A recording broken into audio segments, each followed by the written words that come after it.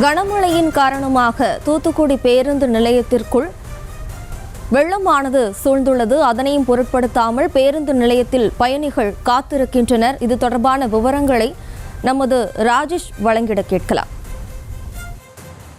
வணக்கம். தற்போது நாம் தூத்துக்குடி புதிய பேருந்து நிலையத்தில் இருக்கின்றோம். ஒரு ஏரியில் நிற்பது போன்ற ஒரு காட்சியை தான் நம்மால் இங்கே பார்க்க முடிகின்றது.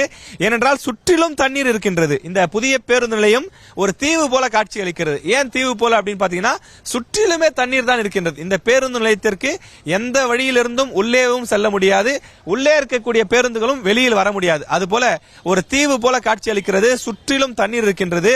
நாம் வெளியிலே அந்த நுழைவாயில் பகுதியில் நின்று கொண்டிருக்கிறோம். இதற்கே முட்டிக்கு மேல் தண்ணீர் இருக்கின்றது. உள்ளே சென்றால் மார்பளவிற்கு தண்ணீர் வருகின்றது. உள்ளே இருக்கக்கூடிய பல பேருந்துகள் அரை தூரத்திற்கு மூழ்கி இருக்கக்கூடிய ஒரு சூழல் தான் இருக்கின்றது. விவரம் தெரியாமல் காலையிலே இங்கே வந்துவிட்ட பலரும் பேருந்து காத்திருக்கக்கூடிய அந்த காட்சியை நம்மால் பார்க்க முடிகின்றது. அதே போல அருகில் இருக்கக்கூடிய அந்த இன்ஸ்டிடியூட் பல கல்வி நிறுவனங்களில் படிக்கக்கூடிய மாணவிகள் எல்லாம் ஏராளமானோர் இங்கே வந்து காத்திருக்கக்கூடிய ஒரு நிலையும் நம்மால் பார்க்க முடிகின்றது. அவர்கள் ஏதாவது ஒரு பேருந்து வந்துவிடும், அதில் ஏறி தங்களுடைய ஊருக்கு சென்று விடலாம் என்று சொல்லி அவர்கள் காத்துக் கொண்டிருக்கிறார்கள். பலரும், அதாவது நூற்றுக்கணக்கான மாணவிகள், பொதுமக்கள், பெண்கள் என்று பலரும் காத்துக் கொண்டிருக்கக்கூடிய ஒரு நிலையை பார்க்கின்றோம். ஆனால் இந்த பகுதியிலே எந்த பேருந்தும் செல்வதற்கான வாய்ப்பு இல்லை. ஏனென்றால் ஒரு 100 மீட்டர் சென்றாலே இடுப்புக்கு மேல் தண்ணீர் வருகின்றது. வலதுபுறமாக சென்றால் செல்லவே முடியாத ஒரு சூழல் இருக்கின்றது. இந்த நிலையில இந்த பகுதியில் வசிக்கக்கூடிய ஒரு நபர் ஒருவர் இருக்கிறார். அவரிடம் பேசலாம். ஐயா வணக்கம். இப்ப நீங்க சின்ன வயசுல இருந்து இந்த ஊர் தானா?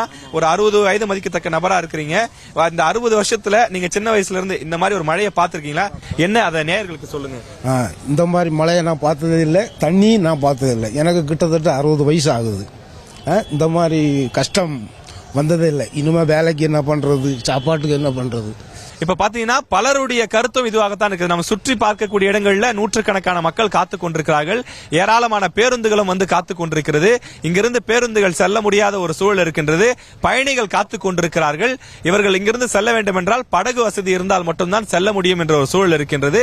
அருகில் உணவு கூடங்கள், அதாவது வந்து ஹோட்டல்ஸோ அதே போல தேநீர் கடைகளோ போன்ற எதுவுமே இல்லாத ஒரு சூழலில் அரசு உடனடியாக தேவையான நடவடிக்கைகளை எடுக்க வேண்டும் எனவும் பயணிகள் கோரிக்கை விடுக்கிறார்கள். நியூஸ் தமிழ் செய்திகளுக்காக ஒளிப்பதிவாளர் கருப்பையாவுடன் செய்தியாளர் ராஜேஷ்குமார். செய்திகளை உடனுக்குடனும் துல்லியமாகவும் தெரிந்து கொள்ள சப்ஸ்கிரைப் பண்ணுங்க.